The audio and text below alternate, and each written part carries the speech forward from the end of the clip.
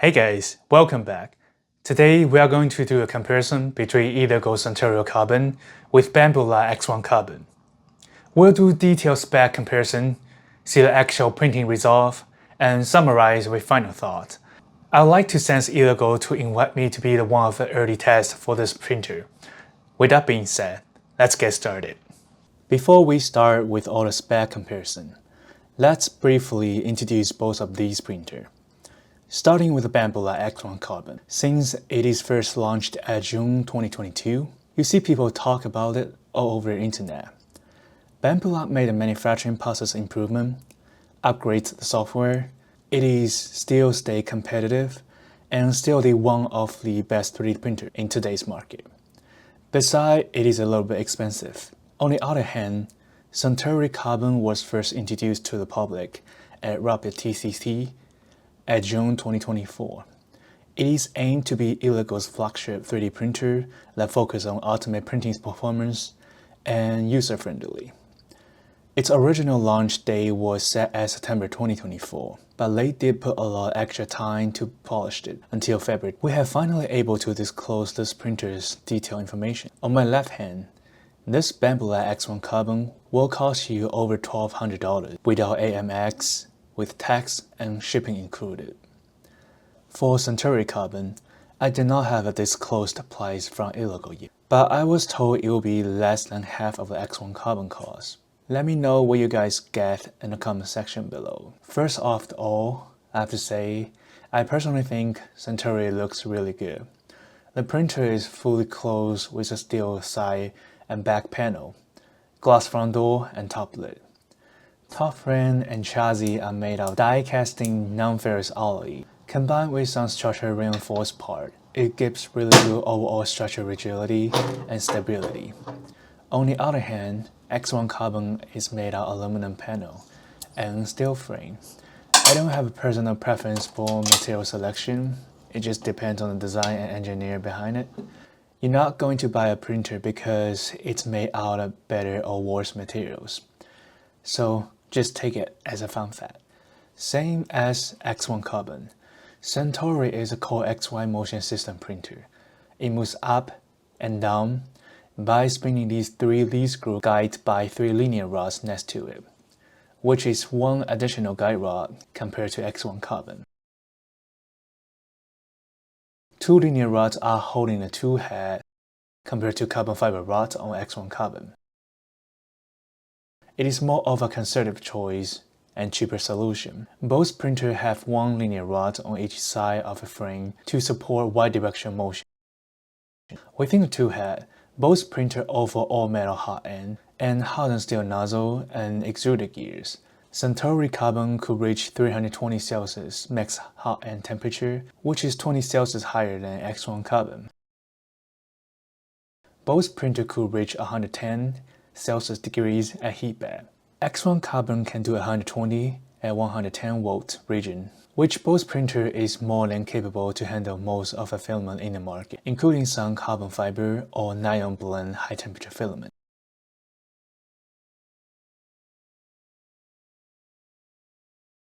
Both printers have same tool head moving speed, max acceleration, and max hot end flow rate on paper.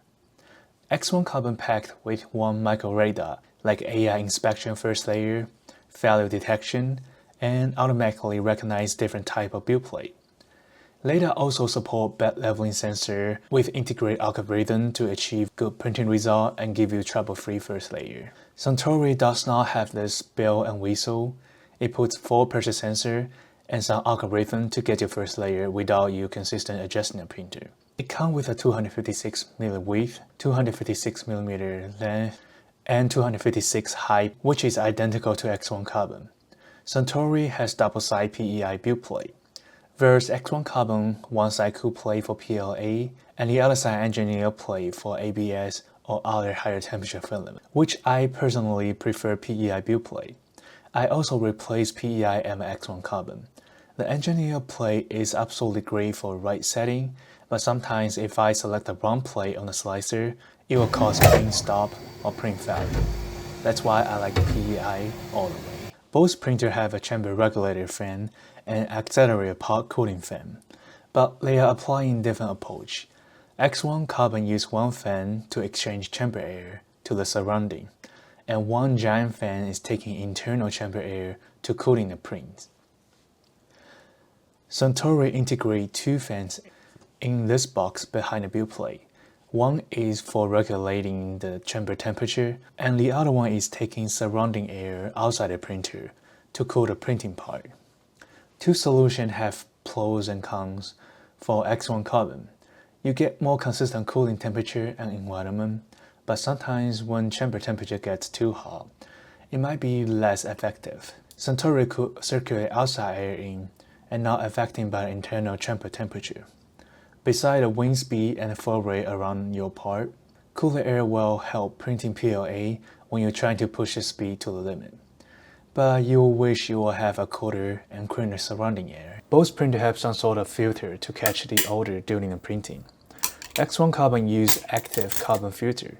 Centauri used nano mineral crystal filter, which is really nice feature for both printers.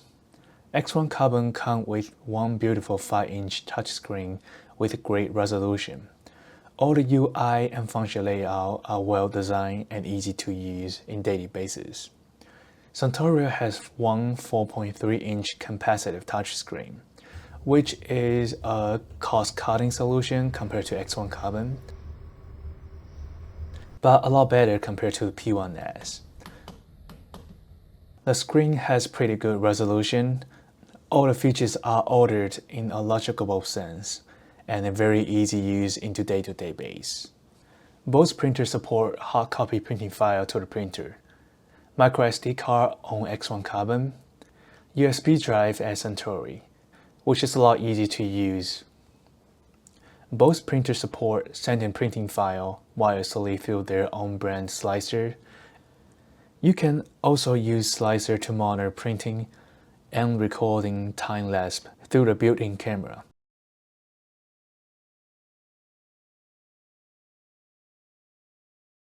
X1 Carbon has higher resolution camera versus Centauri. Even though both printers are advising you can use it right out of the box, but you still need to spend some time to remove a few screws, which is huge improvement from old days. Centauri is nicely packed with very thick foam at the side to prevent damage during shipping. The die casting frame should be able to add to impact resistance, but you should still do a workaround and make sure nothing got damaged during shipping.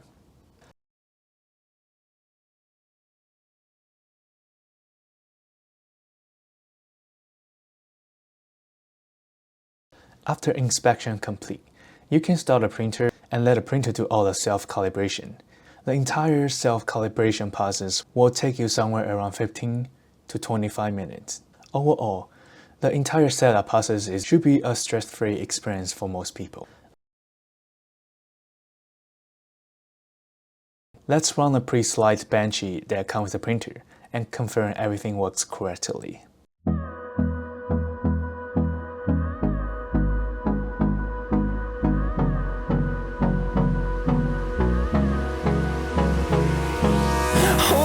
Close till I get up. Time is barely on our side. I don't wanna waste what's left. The storms we chase are leading us, and love is all we'll ever trust.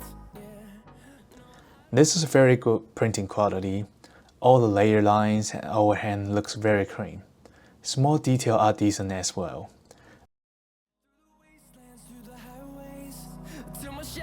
Turns to sun rays, and on we'll go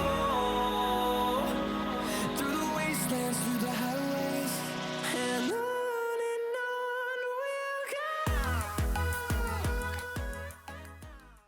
Next, let me slice one bench sheet with all the default setting with a 0.2 layer height from Elegoo slicer.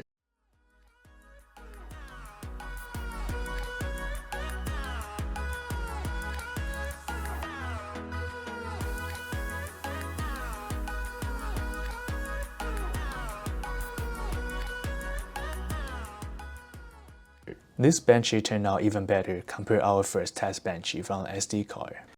Compared to X1 Carbon benchy on the right, I'll leave you guys to judge which one is better.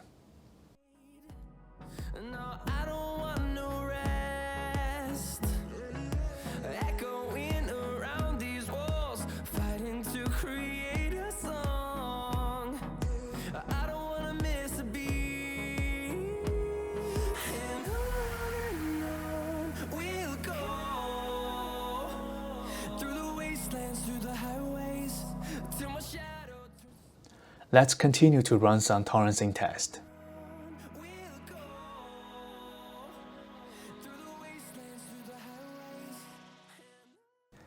There are different squares and circle slots in different gaps. You could adjust the sizer to calibrate the printer to get a very good result. But I'm looking forward to see how well it does right out of the box with all the default settings from the sizer and random filament. Let's run through all the slots. For the first few, it should be butter smooth. And last one, it's a little bit challenged at most. Centauri handled it pretty well. Even for 0.05mm tight fit, you could slide it in and out without breaking your fingers. Centauri performed better at this task compared to X1 Carbon. Again, you can always adjust in sizer setting to achieve better results.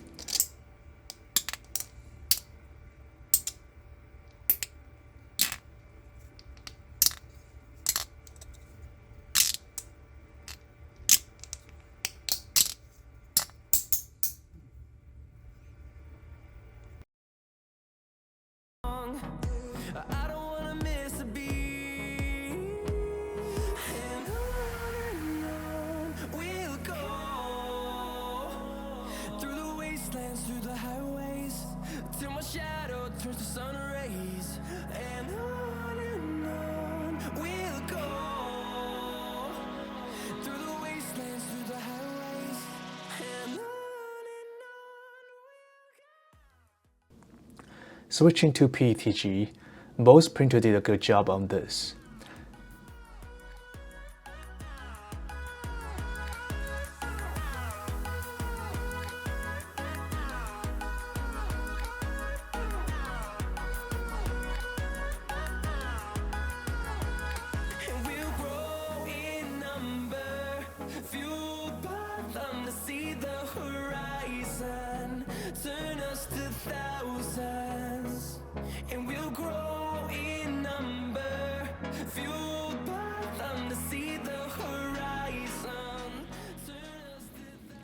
Continue with PLA carbon fiber blend.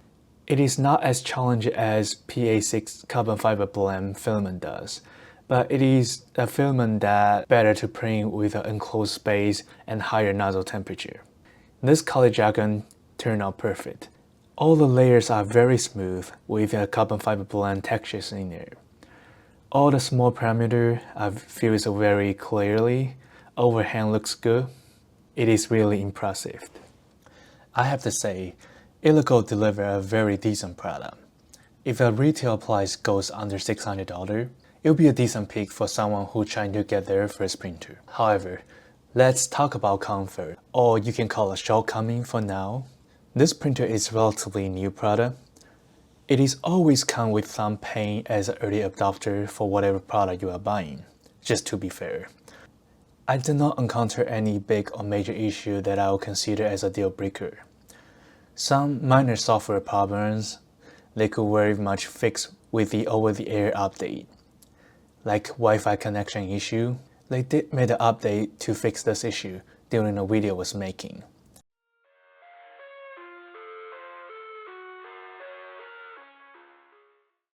The one-clip switching filament feature sometimes when not working in the correct. You have to heating out the nozzle and retract the extruder by yourself.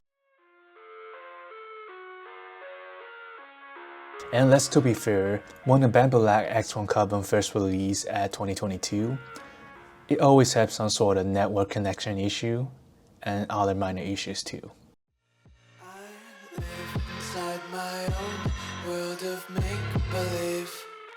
Kids screaming in the crate. On the other hand, Centauri comes with very solid hardware offer.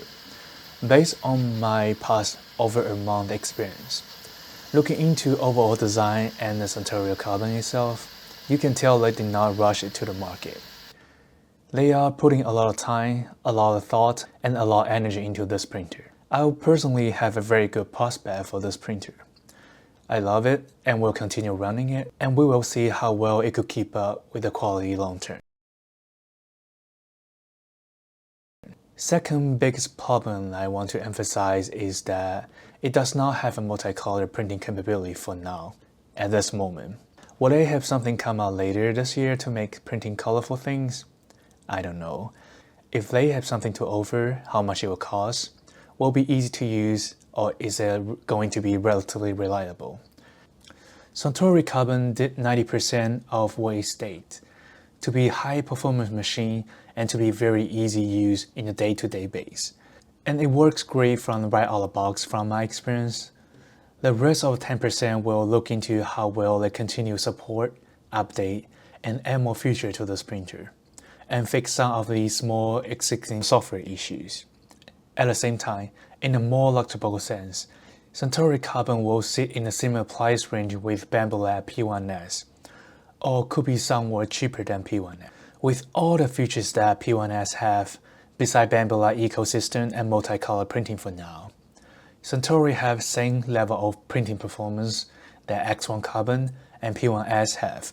Similar setup time, they are both easy to learn and easy to use in a day-to-day base. Centauri offers a lot more things that P1S doesn't have, like hardened extruded gear, hardened nozzle, higher rating hot end and heater, higher nozzle temperature. It will be a more ideal machine to printing higher temperature filament right out of the box. There are a lot of more little things Centauri have improved over P1S you might notice, like moving filament holder to the side, a larger size touch screen, features like automatic wipe nozzle before every print, cutting filament by the tool head itself. There are a lot of small features that you might not notice, but it is a huge experience buffer that many Core XY printer does not offer. It will be greatly reduce the risk of printing fail due to the filament stuck around the nozzle, just like the Bambulab printer does. I think Centauri will be something really solid and attractive offer. Let's leave it at that. Thank you guys for watching. I will see you soon.